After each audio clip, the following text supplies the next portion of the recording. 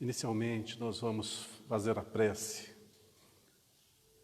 para que harmonizemos, para que entremos em sintonia com o mais alto, com os nossos amigos espirituais aqui presentes, para que as lições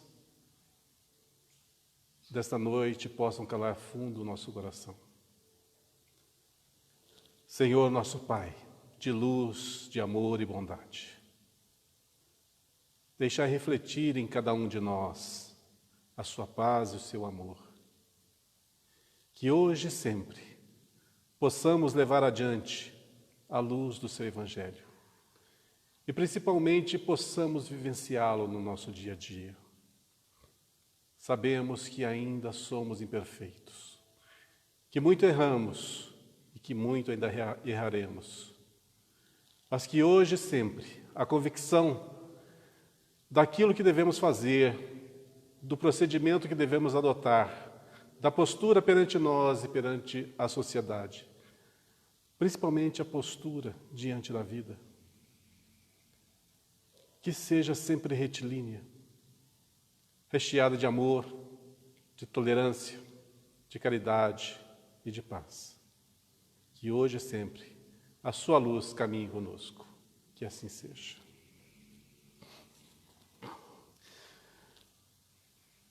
Muito bem, gente. Hoje nós vamos falar um pouquinho de algumas passagens retratadas nesse livro, que é o 38º livro de Chico Xavier, pelo espírito Ney Lúcio, chamado Jesus no Lar, que foi trazido para nós em 1950.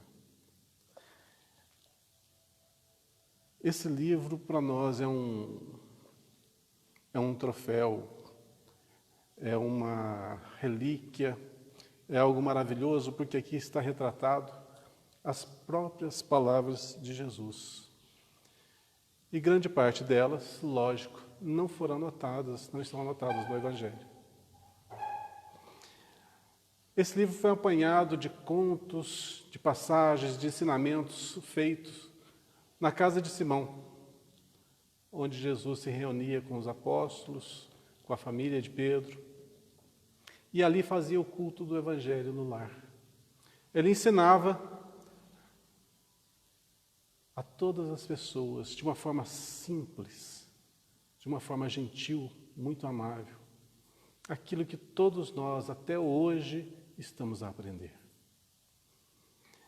O culto do Evangelho no lar sempre é recomendado para todos que o façam pelo menos uma vez por semana, adotando um dia, um determinado horário, para que ali reunidos possam dissertar um pequeno trecho do Evangelho, refletir, comentar e, lógico, guardar esse ensinamento. Então, hoje nós vamos ter o privilégio de fazer aqui na nossa reunião um pequeno culto do Evangelho no lar. Só que haverei de verbalizar aqui as palavras do Cristo, retratadas nesse livro. E vamos ver como realmente o Cristo é tão atual. Palavras de mais de 2000 anos atrás.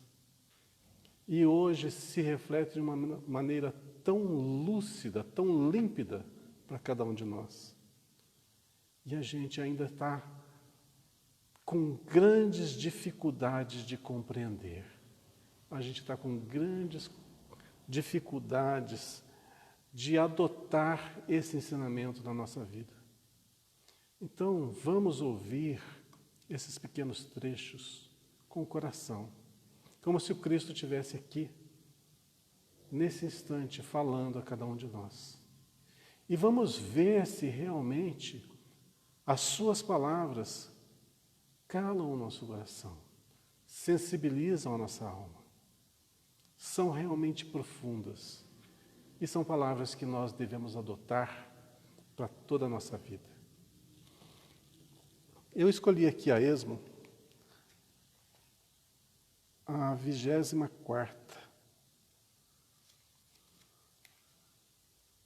reunião, 24º capítulo desse livro, que chama-se Os Sinais da Renovação. Então eu vou fazer alguns pequenos comentários sobre aquilo que o Cristo está ali salientando. Lembrando que isso aqui foi feito numa reunião há mais de 2000 anos, na casa de Simão Pedro, ante pessoas rústicas, simples, mas de um coração nobre, enternecido.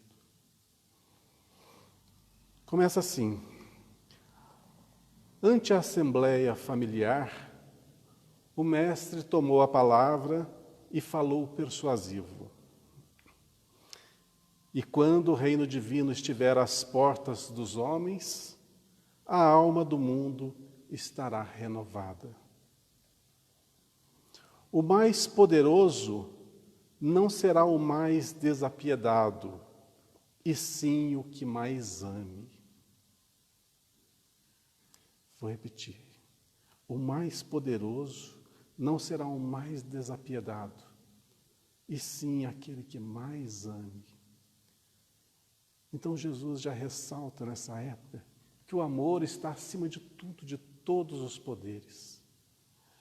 E que o amor não tem limites, que devemos amar indistintamente. E quanto mais conseguimos guardar esse sentimento nobre em nosso íntimo, maiores nós seremos. O vencedor não será aquele que guerrear o inimigo exterior até a morte em rios de sangue, mas o que combater a iniquidade e a ignorância dentro de si mesmo até a extinção do mal nos círculos da própria natureza. Faz menção justamente a nós e não aos outros. Jesus retrata aqui aquilo que nós temos em nosso íntimo e precisamos trabalhar, precisamos modelar, precisamos reformar. De novo, o vencedor não será aquele que guerrear, e constantemente nós estamos guerreando, criando inimigos, criando desavenças aonde não deveria existir. E quantas vezes até o sangue derramado por causa de nossos atos, nossas escolhas, nossas intrigas, nossas perseguições. Mas ele salienta aqui, o que combater a iniquidade e a ignorância dentro de si mesmo. Então, reporta a importância que nós temos que ter no trato individual, corrigindo as nossas imperfeições, compreendendo onde elas se enraizam e tentando retirá-las gradativamente. Sabemos que de uma hora para outra a gente não consegue. Essa mudança muitas vezes leva tempo, mas a necessidade de determinação é preponderante para que nós tenhamos êxito na nossa jornada. O mais eloquente não será o dono do mais belo discurso, mas sim o que aliar as palavras santificantes aos próprios atos, elevando o padrão da vida no lugar onde estiver. Quantos e quantos falam de maneira brilhante, de maneira límpida, com eloquência perfeita e com o coração vazio. Somente falar, sem atos, cria-se aí uma grande lacuna ainda a ser preenchida. Temos que aliar as palavras santificantes aos próprios atos, exteriorizando assim aquilo que nós aprendemos. Porque somente o conhecimento para nós, de que vale se não podemos compartilhar? Lembrando que amor nada mais é que uma água que jorra de uma fonte. E o amor serve para matar a sede alheia. E cada vez que essa água mata a sede alheia, é onde nós sentimos que realmente o amor está caminhando. O amor está chegando às outras pessoas. Quando essa fonte não jorra e mantém-se retesada em seu imo, muitos morrem de sede à sua volta, sendo que você está saciado. Impossível a felicidade sem se compartilhar com o semelhante. Não tem como ser feliz, viver bem, viver em harmonia, aonde a dor e o sofrimento está ao nosso lado. E se hoje nós temos o conhecimento, nós temos o verbo, é necessário a ação. O mais nobre não será o detentor do maior número de títulos que lhe conferem a transitória dominação em propriedades efêmeras da terra, mas aquele que acumular mais intensamente os créditos do amor e da gratidão nos corações das mães e das crianças, dos velhos e dos enfermos, dos homens leais e honestos, operosos e dignos, humildes e generosos. Quantas vezes buscamos os títulos aqui da terra para que a gente se mantenha em evidência, para que outros possam admirar-nos e sentirmos com isso regozijo pelos nossos feitos, que apenas alimentam o quê? A nossa própria vaidade. Mas a partir do momento que começamos a distribuir esse amor, começamos a amealhar a gratidão no coração dos nossos semelhantes, aí sim a vida estará jorrando abundantemente, porque nós estamos fazendo aquilo que o Cristo pede a cada um de nós, que sejamos amor, espalhemos amor, sejamos caridade e levemos a caridade a todos os lados. Que perdoemos inicialmente as nossas próprias falhas, mas que entendamos também que o próximo erra e necessita de perdão. A todo esse conjunto, nós precisamos aliar a ação. Não basta apenas compreender, por isso estamos aqui a viver. É necessário viver o cristianismo, é necessário viver aquilo que nós cremos, que sabemos que é correto, porque senão, do que vale? O mais respeitável não será o dispensador de ouro e poder armado, e sim o de melhor coração.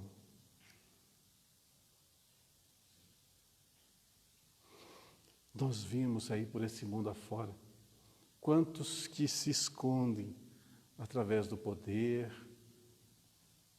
do dinheiro, da fortuna que amealham e esquecem-se que são servos, que são apenas trabalhadores do Pai. Somos todos trabalhadores. E quando a gente amealha em nosso benefício e, consequentemente, em detrimento do próximo, ao invés de estarmos levando vantagem, estamos nos endividando, pois aquilo que recebemos não é nosso. Estamos na posse temporária e o uso disso será de nossa extrema responsabilidade. Como bem nos afirma a parábola dos talentos. Quando nós recebemos os talentos e não fazemos bom uso desses, do que nós somos acusados de maus servos? Será que é isso que nós queremos ser? Maus servos? Ou aqueles verdadeiramente trabalhadores do bem? Bom, é necessário acordar para a vida e saber, acho que todos nós sabemos, que a gente nasceu e vai morrer em breve. Questão de anos. Não vamos ficar aqui para semente, isso todo mundo sabe. E que temporariamente estamos aqui. Mas por quê? Para experienciar, para trabalhar, para burilar. Para trabalhar nosso íntimo, nosso ser, mas também para ajudar os nossos irmãos. E tudo aquilo que nós recebemos e não damos nenhum fruto, não ajudamos a ninguém, não compartilhamos, guardamos simplesmente para nós mesmos e depois deixamos aqui, a nossa consciência vai com toda certeza nos acusar do tempo perdido. E haveremos de regressar mais uma, outra e outras vezes para repassar a lição. Então convém que hoje nós acordemos para a nossa responsabilidade. E lembremos que a nossa responsabilidade não está restrita simplesmente a alguns atos pensados. A nossa responsabilidade inicia-se no nosso pensamento. Passa pela nossa vontade, transforma-se nas nossas ações. E o resultado de todas essas construções é o patrimônio que a gente vai deixar, o nosso legado nesse mundo. Se a gente pensa mal, fala mal, age mal, amealha, é mesquinho, guarda para si próprio e volta depois para o plano espiritual de mãos vazias, nós assinamos com toda certeza um atestado da nossa temporária incompetência. Temporária porque nós vamos aprender a lição e vamos repeti-la e uma hora nós vamos acertar. Mas se já sabemos o caminho que o Cristo há tanto tempo já nos aponta, por que nós não seguimos? O mais santo não será o que se isola em altares do supremo orgulho espiritual, evitando o contato dos que padecem, por temer a degradação e a imundície, mas sim aquele que descer da própria grandeza, estendendo mãos fraternas aos miseráveis e sofredores, elevando-lhes a alma dilacerada aos planos da alegria e do entendimento. Uma das coisas mais comuns, quando a gente começa a se elevar diante das lições maravilhosas do cristianismo, é pensar que nós estamos bons o suficiente para nos isolar de todo o resto. E à medida que nós vamos, sim, nos aperfeiçoando, desenvolvendo o nosso intelecto, desenvolvendo a nossa moral, a nossa consciência vai acusar cada vez mais que devemos ser ativos no bem.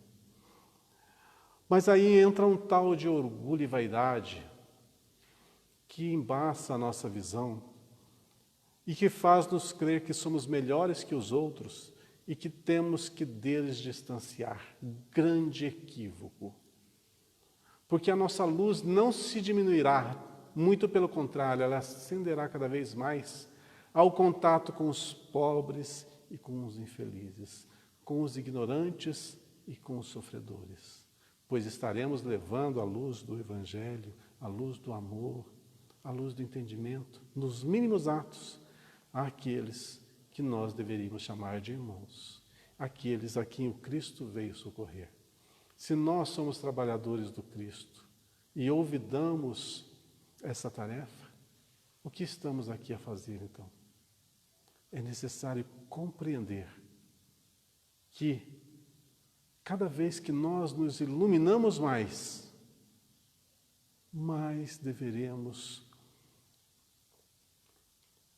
adentrar o universo alheio, tentando espalhar essa luz, essa chama.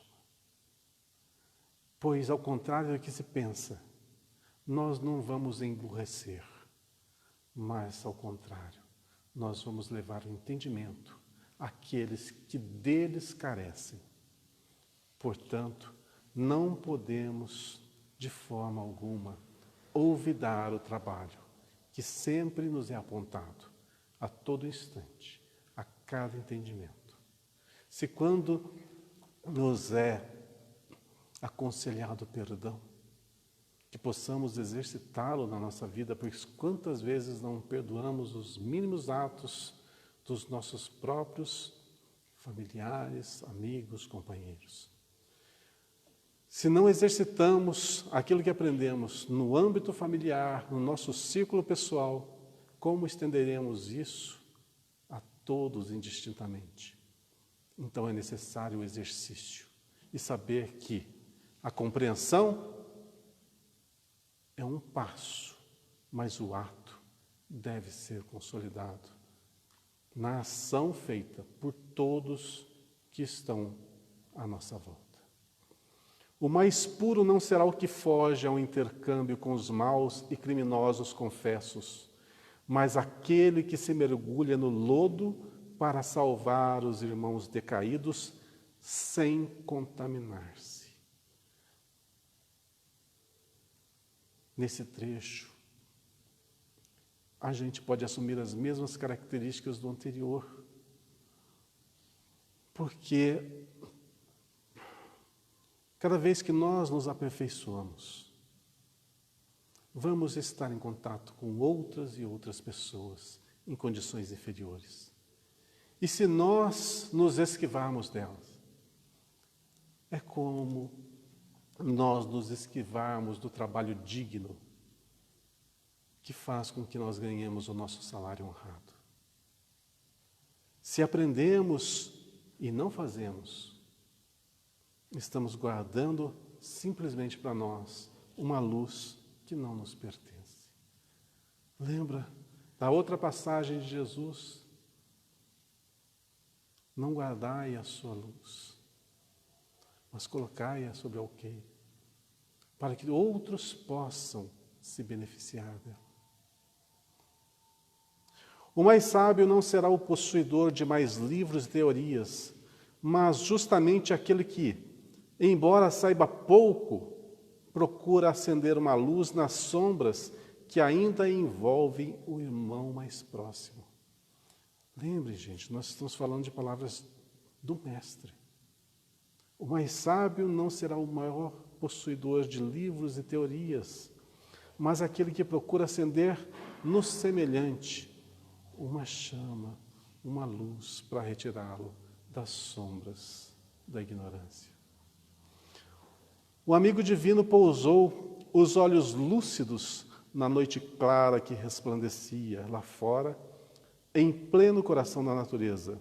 Fez longo intervalo e acentuou: nessa época sublime, os homens não se ausentarão do lar em combate aos próprios irmãos, por exigências de conquista ou pelo ódio de raça, em tempestade de lágrimas e sangue, porquanto estarão guerreando as trevas da ignorância, as chagas da enfermidade, as angústias da fome e as torturas morais de todos os matizes. Quando o arado substituir o carro suntuoso dos triunfadores, nas exibições públicas de grandeza coletiva, quando o livro edificante absorver o lugar da espada no espírito do povo, quando a bondade e a sabedoria presidirem as competições das criaturas para que os bons sejam venerados, quando o sacrifício pessoal, em proveito de todos, constituir a honra legítima da individualidade, a fim de que a paz e o amor não se percam dentro da vida, então uma nova humanidade estará no berço luminoso do divino reino. Esse reino que a gente tanto almeja, ele está esperando a sua construção, a nossa construção particular. Quando nos alejarmos de todos os defeitos que ainda nos vangloriamos, quando compreendemos realmente o que é a palavra amor, o que é a palavra respeito, o que é a palavra afeto, o que é a palavra perdão, e colocarmos tudo isso em prática, estaremos sim a caminho de uma redenção maior, de uma construção maior do nosso ser. E para terminar essa passagem, nesse ponto, a palavra doce e soberana fez branda pausa, e lá fora, na tepidez da noite suave, as estrelas fulgentes, a cintilarem no alto, pareciam saudar essa era distante.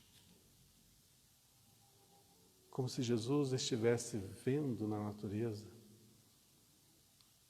todo esse cenário, mas que ainda é um cenário distante de cada um de nós, distante da nossa realidade, distante, porém não impossível.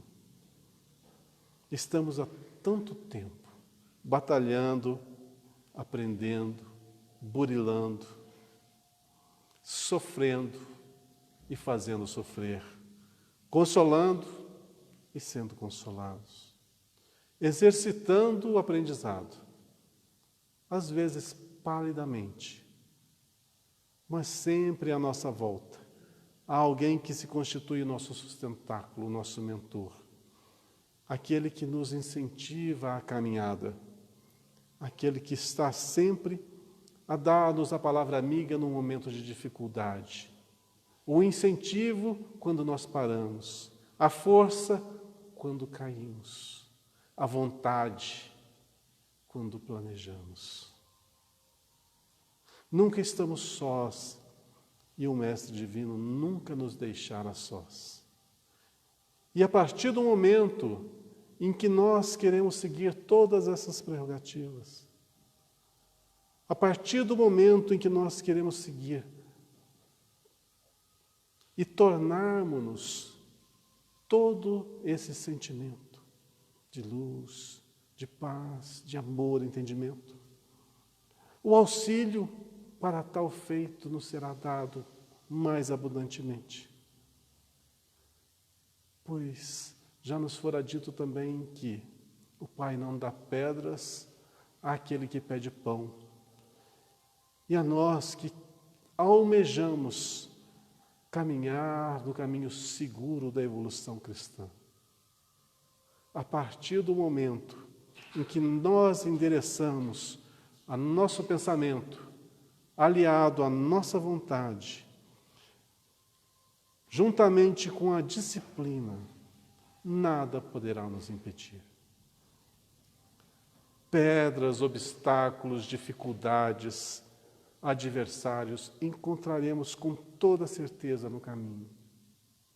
Mas não haverá nunca a mão amiga, o amparo, o afeto ao nosso lado, o companheiro que não nos abandonará a levarmos a bom termo toda essa empreitada. Basta querermos, basta lutarmos, basta modificarmos. O caminho já foi seguido, traçado, mas quantas vezes as pessoas ainda têm preguiça de ler, de entender, de ouvir, de gastar alguns minutos da sua vida no aprendizado? Se o mínimo não é feito, e a evolução se deve a todos, quando nós furtamos a batalha renovadora, a vida nos conduz pelos espinhos da dor e da dificuldade à estrada reta que devemos seguir. Então, é muito mais inteligente, é um caminho muito mais seguro nós disciplinarmos nossa vontade, nosso pensamento para tudo aquilo que o Cristo nos alerta. E esse livro, Jesus no Lar, é um livro também que todos deveriam ler, sentir, e que essas lições possam ser realmente incorporadas no pensamento e nas atitudes de cada um. São 50 passagens semelhantes a essa que eu li. 50 ensinamentos valiosíssimos que foram ditos pela boca do próprio Mestre. Ensinos profundos e simples, que todos, em qualquer época da humanidade, podemos entender, compreender essa profundidade. Se a gente quer um caminho seguro,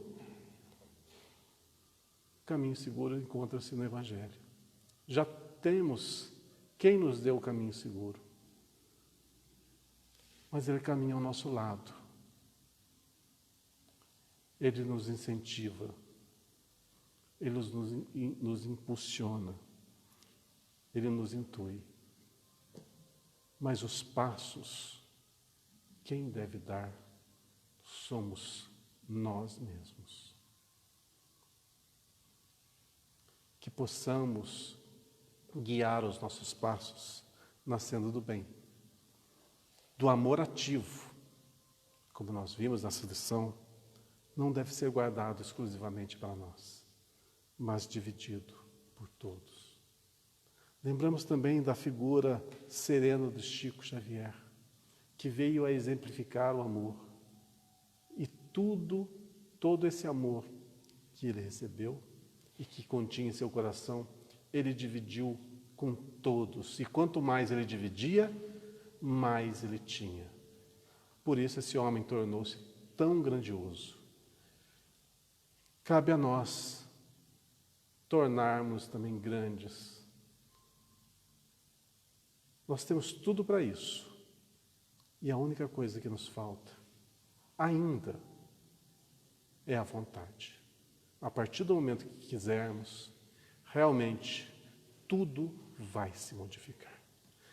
Está aí a dica, nosso 38º livro, uma lição memorável, que possamos guardar em nosso íntimo e levá-lo conosco por toda a nossa vida. Se tiver a oportunidade, aproveitem as outras 49. Vocês vão ver que é uma preciosidade imensa que nos fora concedida. Que Deus nos abençoe, que Deus nos ilumine, muita paz, muito amor.